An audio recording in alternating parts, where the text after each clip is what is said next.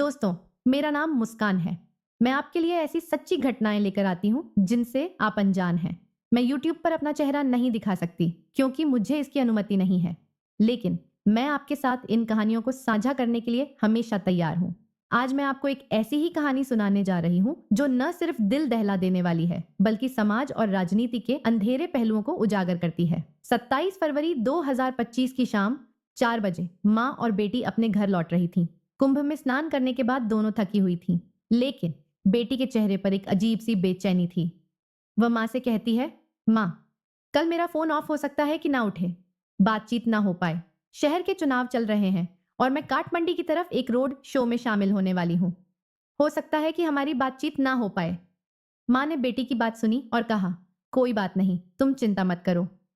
दोस्तों, कमेंट में अपना नाम पता जरूर लिखें। मैं यह देखना चाहती हूँ कि मेरी आवाज कहां तक पहुंचती है, और आप लोगों से हाथ जोड़कर विनती करती हूँ, वीडियो को लाइक और चैनल को सब्सक्राइब करें। अगले दिन माँ ने बेटी से बात करने की कोशिश की, लेकिन बेटी का फोन स्विच ऑफ था।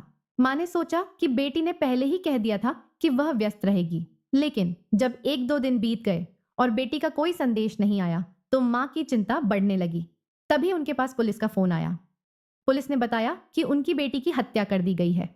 बेटी की मौत की खबर फैलते ही सोशल मीडिया पर उसकी तस्वीरें वायरल हो गईं। वह तस्वीरें थीं जिनमें वह राहुल गांधी के साथ भारत जोड़ो यात्रा के दौरान खड़ी थी। बेटी हिमानी नरवाल कांग्रेस की एक सक्रिय नेता के रूप में जानी जाती थी। उसकी हत्या के पीछे की वजह क्या थी? क्या यह एक राजनीतिक साजिश थी? रहस्यमय सूटकेस। 1 मार्च 2025 की सुबह रोहतक के सांपला बस अड्डे के पास एक सूटकेस पड़ा हुआ था। आसपास के लोगों ने इसे देखा और पुलिस को सूचना दी। पुलिस ने सूटकेस खोला तो उनके होश उड़ गए। उसमें 22 से 23 साल की एक लड़की की लाश थी। उसके गले में चुन्नी बंधी हुई थी और शरीर पर चोट के निशान थे। ऐसा लग रहा था कि उसे बेरहमी से पीटा गया था और फिर सूटकेस में भरकर फेंक दिया गया था। पुलिस ने जांच शुरू की। लड़की की पहचान हिमानी नरवाल के रूप में हुई। वह रोहतक के विजयनगर की रहने वाली थी। उसके परिवार ने बताया कि हिमानी पिछले कुछ सालों से कांग्रेस के लिए काम कर रही थी। उसकी बढ़ती लोकप्रियता कुछ लोगों को पसंद नहीं आ रही थी। शायद यही वजह थी कि उसे मार दिया गया। परिवार का दर्द। हिमानी का परिवार पहले से ही दर्द झेल रहा था। 2011 में उसके भाई की हत्या कर दी गई थी और 2014 में उसके पिता ने आत्महत्या कर ली थी। माँ और छोटा भाई जतिन खुद को असुरक्षित महसूस कर रहे थे। उन्होंने हरियाणा छोड़कर दिल्ली के BSF कैंप में शरण ली थी। हिमानी अकेली रोहतक में रह रही थी, जहां वह अपनी नानी के साथ रहती थी, लेकिन नानी की मौत के बाद वह पूरी तरह से अकेली हो गई थी। राजनीतिक साजिश। हिमानी की हत्या के बाद सोशल मीडिया पर उसकी तस्वीरें वायरल हो गईं।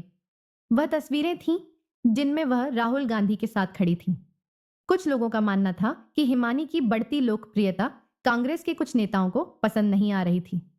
हो सकता है कि उसकी हत्या एक राजनीतिक साजिश का हिस्सा हो। पुलिस ने इस मामले की गंभीरता को समझते हुए SIT गठित की। CCTV फुटेज और गवाहों के बयानों के आधार पर जांच की जा रही थी। पुलिस का दावा था कि वे हत्यारों के करीब पहुंच चुके हैं। समाज के लिए संदेश। यह कहानी सिर्फ एक हत्या की घटना नहीं है, बल्कि यह समाज और राजनीति के अंधेरे पहलुओं को उजागर करती है। यह हमें यह सोचने पर मजबूर करती है कि कैसे युवाओं के सपनों को राजनीतिक साजिशों की भेंट चढ़ा दिया जाता है।